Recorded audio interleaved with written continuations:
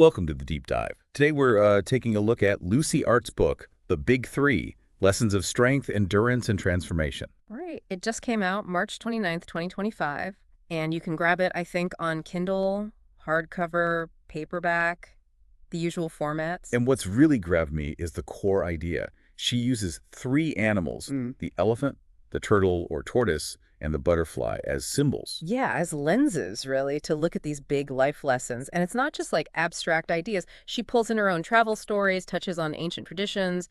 It's quite grounded. Exactly. So our plan for this deep dive is to kind of unpack those key insights. Strength, endurance, transformation, what the book says through these animals. Basically a shortcut to the heart of it. And the author, LucieArt, she sounds fascinating herself. German, born in '89, background in youth education, spiritual coaching. And a serious traveler. Over 200 books, apparently. Yeah. Her solo trips and the spiritual path, they definitely seem to feed into this work. Absolutely. So she starts with the elephant, first of the big three. And right away, it's about strength, but maybe not just the obvious kind. Okay, yeah. When you think elephant, you think power, right? Huge physical strength. But it sounds like the book goes deeper. It does. It talks about inner resilience. You know, that ability to persevere, to keep going down difficult paths, not just brute force. Like an emotional or mental toughness? Sort of, yeah. Art seems to frame it as like the capacity to handle life's challenges, process them without getting completely derailed. Maybe like an elephant's steady presence she observed somewhere. And that ties into patience too, I guess. Definitely.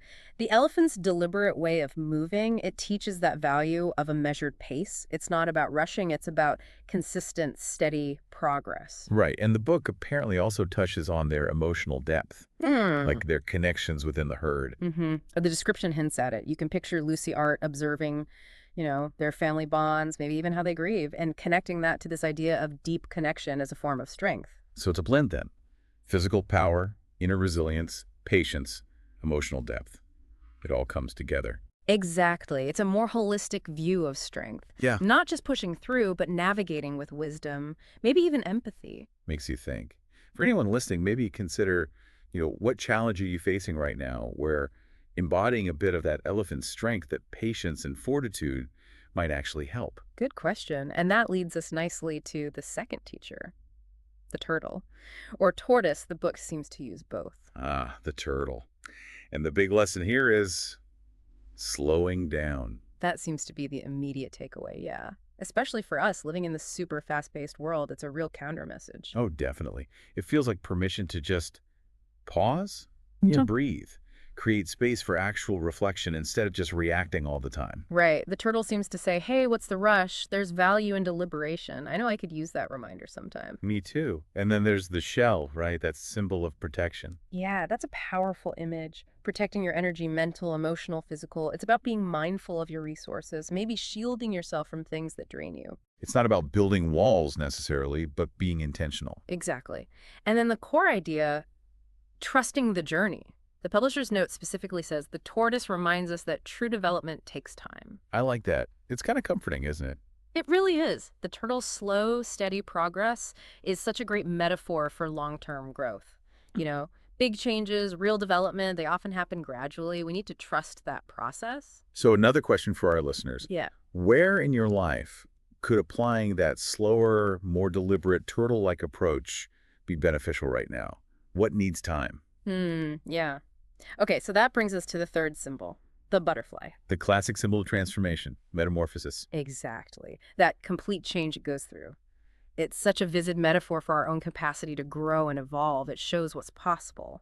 But a key part of that is letting go, isn't it? Oh, absolutely critical. To become the butterfly, the caterpillar has to completely shed that old form, the chrysalis. It has to release what it was. And that's often the hard part for us, right? Letting go of old habits, beliefs, ways of being. For sure. It takes courage. The publisher even notes the butterfly symbolizes the courageous letting go of old shells for a new life. It's presented as necessary, even if it's tough. And she makes it real with an example, doesn't she? Something about Costa Rica? Yeah, the blue morpho butterfly from Costa Rica. Suddenly, this idea of transformation isn't just abstract. It's tied to a specific place, a specific experience the author had. You can almost picture that flash of blue. It grounds the concept, makes it more tangible. Totally. Seeing that blue morpho, maybe after it emerged, it likely drove home how stunning and sometimes surprising big personal shifts can be. So thinking about that, What old shells might you, listening right now, need to think about shedding? What's holding you back from a new beginning, maybe? Heavy questions, but good ones. Now, thinking about LucieArt herself, her background really seems to shape these lessons. Yeah, born in Germany, 1989. Youth educator experience. That must give her insights into growth, right? Working with young people. You think so? And then her travels. It's not just Costa Rica. The book mentions cooking over a fire in the Atacama Desert in Chile, Wow. Got it. spending time with the Maasai in Zanzibar, Africa, seeing traditional murals and shamanic rituals in Peru's Sacred Valley. So these aren't just fleeting tourist trips. She seems to immerse herself. It sounds like it. And you can see how those experiences would feed into the symbolism. The desert teaches patience, tribal life shows interconnectedness, ancient rituals point to deeper meanings. It connects the dots. It's not just picking animals out of thin air. It's wisdom gathered from the world. Right. The publisher points out that mix, personal travel stories, the animal symbols, and then prompts for self-reflection. It's all woven together. And the overall goal seems to be inspiration, to look beyond the everyday grind. I think so. To spark hope, maybe help people see the beauty that's already there, and encourage that journey of self-discovery, finding a more conscious, fulfilling way to live. Okay, so let's recap the core takeaways before we wrap up. The elephant, Strength, inner resilience, plus patience, that steady power. the turtle or tortoise, Slowing down, protecting your energy, and really trusting the long game, trusting the process. and the butterfly. Transformation, the power that comes from letting go of the old and bravely embracing the new. So through these animal guides, the book is essentially offering a map towards a life that feels more balanced, more aware, maybe more meaningful. Yeah, that seems to be the aim. Which leads to maybe one final thought for everyone listening. Go for it. Considering these three, the elephant, the turtle, the butterfly, and their different kinds of wisdom, No. what's one small step, just one thing you could do today? Maybe to cultivate a bit more strength, or patience, or perhaps to gently start letting go of something to make space for transformation. And maybe just reflect on which one resonates most right now.